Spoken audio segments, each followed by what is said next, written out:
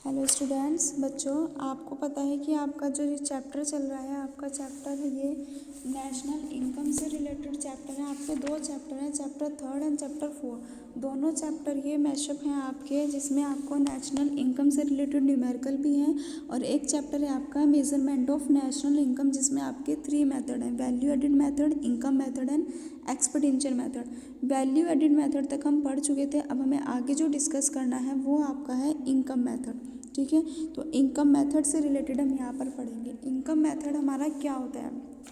ठीक है, तो चलिए देखते हैं income method. According to this method all the income that accrue to the factors of productions by way of wages profit rent interest etc are summed up to obtain the national income. कि हमारा जो income है इस पद्धति के अनुसार, इस method के अकॉर्डिंग जितनी भी हमारी नेशनल इनकम होती है उसको रिसीव करने के लिए हमारे पास वेजेस, प्रॉफिट, रेंट, इंटरेस्ट यानी कि इन सब को हमें अपनी इनकम में ऐड करना होता है, सम अप करना होता है। ठीक है, तो इनकम मेथड में हमें क्या करना होता है कि हमारी ऑल द इनकम, जितनी भी हमारी टोटल इनकम होती है, all the factors of production, जितना भी हम प्रोडक्शन कर रहे हैं, जितना भी हमें प्रोड्यूस करना है, उन सब में हमें वेजेस को, प्रॉफिट को, रेंट को, इंटरेस्ट को या एक्सेट्रा जितना भी हमारा इंक्लूड किया जाता है उन सब को हमें सम अप करना होगा एक नेशनल इनकम के बेसिस पर। क्लियर हो गई बात। Income method is also known as distributive share method या factor payment method. Income method को हम किस नाम से जानते हैं? हम डिस्ट्रीब्यूटिव शेयर मेथड के नाम से या फैक्टर पेमेंट मेथड के नाम से जानते हैं। अब इसके हमें कंपोनेंट देखने हैं। ठीक है, कंपोनेंट ऑफ फैक्टर इनकम, तो कंपोनेंट में हमारे क्या क्या आते हैं? कॉम्बिनेशंस ऑफ एम्प्लॉय यानी कि COE। अब इसके फैक्टर्स देखने हैं, कारक देखते हैं COE refer to amount paid to employee by employer for rendering productive service, यानी कि जितना भी हमारे कर्मचारी होते हैं हमें उनको जितना भी कंपनसेशंस देना होता है तो वो हम किस बेस पर देते हैं? यानी कि हमें एम्प्लॉय को एक पे करना होता है, जितने भी हमारे प्रोड्यूसर सर्विसेज होते हैं उनको एक रिसीव करने के लिए नियोक्ता द्वारा कर्मचारियों को भुगतान की गई राशि के लिए हमें कंपनसेशंस देना होता है। अब वो हमारे wages and salary in cash भी हो सकता है, wages and salaries in kind भी हो सकते हैं, उनके बेस पर भी हो सकते हैं, और employee contributions to social security scheme, और ये हमारा एम्प्लॉय की जो कंट्रीब्यूशन सोशल सिक्योरिटी स्कीम होती है उस पर भी हो सकता है। ठीक है, उसके बाद में हमारा रेंट एंड रॉयल्टी होता है, इंटरेस्ट होता है, हमारा प्रॉफिट होता है। ये सब चीज़ें अभी आपको इसमें क्लियरली आपको एक्सप्लेन करूँगी मैं। ठीक है, अब बात करें अगर कॉर्पोरेट टैक्स की, तो corporate tax is the direct tax. Corporate tax हमारा एक डायरेक्ट टैक्स है जो हम पेड करते हैं enterprises to the government on the total profit earn by it. जो हमारा क्या किया जाता है कि गवर्नमेंट के द्वारा हमें टोटल प्रॉफिट पर अर्न किया जाता है। It is also known as profit tax या बिजनेस टैक्स, और इसको हम प्रॉफिट टैक्स और बिजनेस टैक्स के नाम से भी जानते हैं। चलिए आगे बात करते हैं हम रेंट की। अब रेंट सभी को पता है कि रेंट क्या होता है, हम कहीं ना कहीं किसी ना किसी वे में अब रेंट को पे करते हैं। ठीक है, rent is that part of national income wise arises from ownership of land and building. Rental income included both actual rent of let out land. ठीक है, देखो किराया यानी कि रेंट का मतलब होता है किराया लगान, जो हम सब ने अकाउंट्स में भी पढ़ा हुआ है कि हमें आउटस्टैंडिंग रेंट भी होता है, प्रीपेड भी होता है ना। तो लगान क्या होता है? एक नेशनल इनकम का वो भाग है, यानी कि वो एक ऐसा पार्ट है जो हम भूमि और भवन के लिए ओनरशिप्स को देते हैं। ठीक है, अगर हम किसी के यहाँ पर रेंट पर रह रहे हैं, हमने कोई बिल्डिंग रेंट पर ली हुई है या कोई हमने लैंड रेंट पर ली हुई है, तो हमें उसको वो पे करना पड़ेगा, और ये हमें नेशनल इनकम में भी एक्चुअल में दिखाते हैं। ठीक है, रॉयल्टी क्या होती है? रॉयल्टी का मतलब होता है कि भाई हमने रिसीव करना है। Royalty refer to income received from granting leasing right of subsoil assets. Royalty को हम क्या करते हैं? रॉयल्टी का जो मीनिंग होता है उपमुद्रा, यानी कि जितनी भी हमारी एसेट्स होती है, हमारी संपत्तियां होती हैं, उन सब को हमने पट्टे पर दिया हो, यानी कि कुछ टाइम के लिए आप उसको रॉयल्टी पर दे सकते हो, जिसको हम लीज अकाउंट के नाम से भी जानते हैं, लाइक कोयल, नेचुरल गैसेस etc। ठीक है, इंटरेस्ट के बारे में भी सभी को पता है। इंटरेस्ट यानी कि ब्याज। ठीक है। Interest refer to amount received for lending funds to a production unit.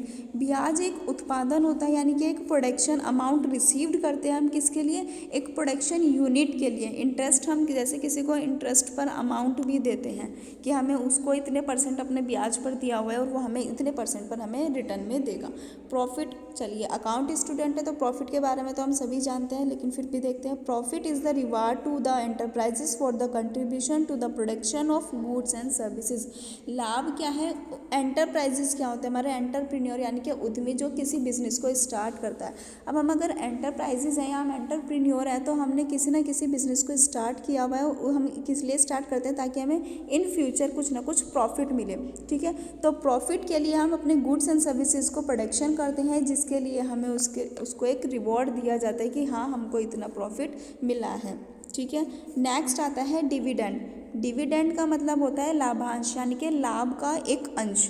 ठीक है, it's refer to that part of a profit which is paid to share holder in the ratio of their share holding. लाभांश क्या होता है कि लाभ के उस हिस्से को शेयर करता है जो हमें शेयर होल्डर के थ्रू एक रेशो में मिलता है, एक अनुपात में डिवाइड किया जाता है, इसलिए इसको हम it is also known as distributed profit. इसलिए इसको हम क्या बोलते हैं कि वो वितरित लाभ होता है, क्योंकि जितने हमारे शेयर होल्डर होते हैं उतने ही शेयर होल्डर में वो डिवाइड किया जाएगा। ठीक है, जैसे अगर मैं इसके 4 हिस्से करूँ तो यहाँ पर इतने हिस्सों में ये एक लाभ का अंश हो जाएगा। हर एक हिस्से को हम क्या बोल देंगे, डिविडेंड बोल देंगे। ठीक है, नेक्स्ट पर आते हैं retained earning. Retained earning it's refer to that part of profit which is kept as reserve to meet unexpected contingency और फॉर बिजनेस एक्सपेंशंस। यानी कि रिटेन अर्निंग का मतलब होता है प्रतिधारित इकाई। ठीक है, जैसे यह क्या करती है, एक पार्ट लाभ के लिए उस हिस्से को इंक्लूड करती है जिससे अप्रत्याशित, यानी कि जो हमें अनएक्सपेक्टेड कंटीजेंसी में मिल सकता है, जिसको हम एक्सेप्ट नहीं करते, यानी कि जो हमें बिजनेस को एक आरक्षित के रूप में हम रख सकते हैं। अविभाजित लाभ हो सकता है या हमारा प्राइवेट सेक्टर हो सकता है जिसमें हमने सोचा नहीं है, अनएक्सपेक्टेड है, तो वो हमारा क्या कहलाता है, रिटेन अर्निंग कहलाता है। Mixed income. मिक्स्ड इनकम क्या होती है, मिश्रित आय। Income generate by own account worker. Income क्या जनरेट करती है कि हमारे खुद के खाते में ऑन अकाउंट वर्कर, हमारे लाइक फार्मर, बार्बर, है ना, ये सब चीज़ें जैसे किसानों के हो गए। हमारे अनिगमित आय जो होती है हम मिक्स्ड इनकम होती है हमारी, यानी कि यहाँ पर हम देखते हैं, यहाँ पर हमारा आता है यूनिकॉर्पोरेटेड एंटरप्राइजेज। जो हमारे कॉर्पोरेटेड एंटरप्राइजेज नहीं है, like retail traders, small shopkeepers, ये सब चीज़ें, तो इनकी क्या होती है, एक मिक्स्ड इनकम होती है। ठीक है, नेक्स्ट पर चलते हैं। नेक्स्ट हमारे प्रिकॉशंस आते हैं, इसमें प्रिकॉशंस ऑफ इनकम मेथड। अब इनकम मेथड के प्रिकॉशंस क्या होंगे हमारे, ठीक है, चलिए फर्स्ट आता है हमारा ट्रांसफ़र इनकम। यहाँ पर हमारी इनकम को ट्रांसफ़र किया जाता है, जैसे स्कॉलरशिप हो गया, डोनेशन हो गया, चैरिटी हो गया, ओल्ड एज पेंशन हो गया, are not include in national income. तो ट्रांसफ़र इनकम को नेशनल इनकम में इंक्लूड नहीं किया जाता। Income from sale of second hand goods will be not include. जो हमारी सेकेंड हैंड गुड्स होती है उसको भी हम इंक्लूड नहीं करते। अब सेकेंड हैंड गुड्स जैसे हमारा in national income as their original sale has already be counted, क्योंकि हमारी जितनी भी हमारी ओरिजिनल सेल होती है उसको हम नेशनल इनकम में इंक्लूड करते हैं, वो ऑलरेडी काउंटेड होती है। तो जो second hand goods and services होते हैं हमारे, वो हम इसमें इंक्लूड नहीं करते हैं।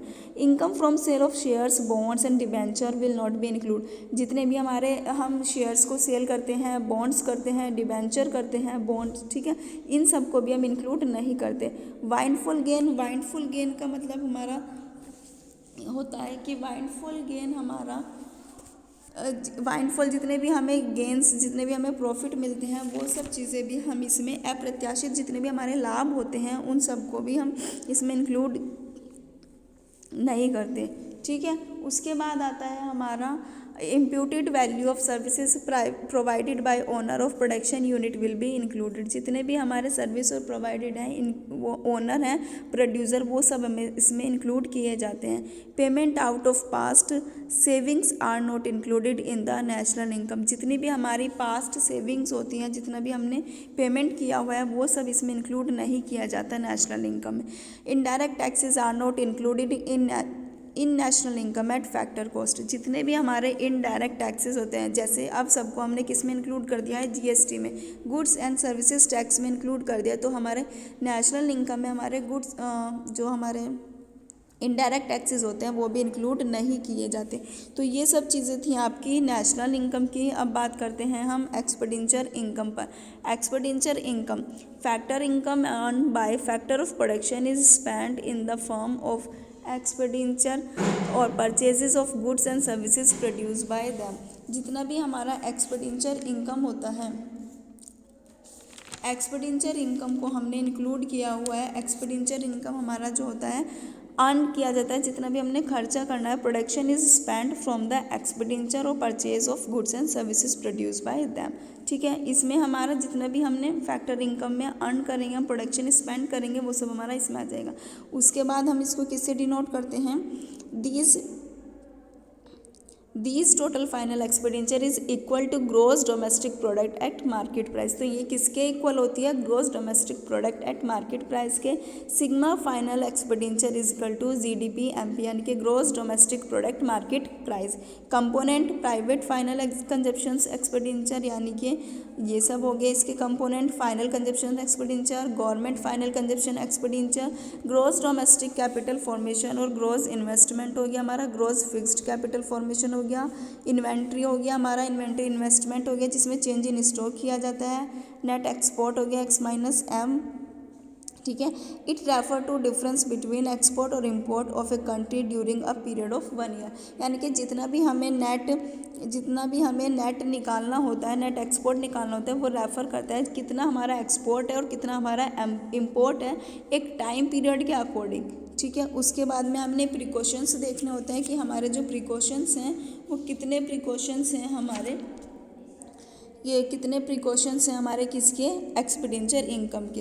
Expenditure on intermediate goods will not be included, यानी कि इसमें हमारा इंटरमीडिएट गुड्स को भी इंक्लूड नहीं किया गया है।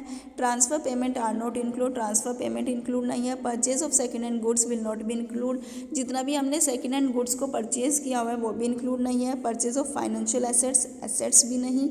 एक्सपेंडिचर ऑन अकाउंट प्रोडक्शन, जितना भी हमारा अकाउंट प्रोडक्शन पर हमने एक्सपेंसेस किया है वो भी नहीं। ये सब इसके एक्सपेंडिचर इनकम के प्रिकॉशंस थे। ठीक है, अब बात करते हैं हम नॉमिनल की, nominal GDP and real GDP. तो ये आपका जो टॉपिक है नॉमिनल जीडीपी, ठीक है, उसको हमने देखना है कि नॉमिनल जीडीपी हमारा क्या होता है। नॉमिनल जीडीपी और GDP at current price, when GDP of a given year is estimated on the basis of price of the same year, it is called nominal GDP। जब किसी दिए गए वर्ष में जितना भी हमारा नॉमिनल GDP होता है, जितना भी हमारा नॉमिनल ग्रॉस डोमेस्टिक प्रोडक्ट होता है, उसी वर्ष की कीमत के आधार पर वो लगाया जाता है, तो इसको हम नॉमिनल GDP बोलते हैं। कि हमारा जो भी हमारा ग्रॉस डोमेस्टिक प्रोडक्ट होगा वो उसी बेस ईयर के प्राइस पर होना चाहिए, तो हमारा नॉमिनल जीडीपी वो कहलाएगा। उसके बाद रियल जीडीपी की बात करें तो रियल जीडीपी क्या होती है, when GDP of A given year is estimated on the basis of price of base year.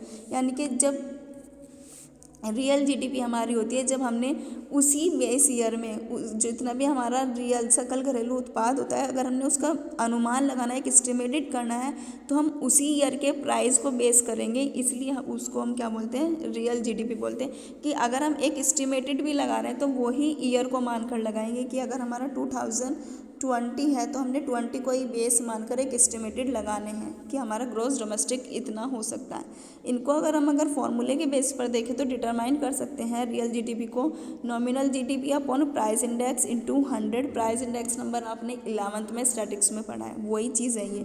यहाँ पर नॉमिनल जीडीपी निकालते तो real GDP into price index upon 100।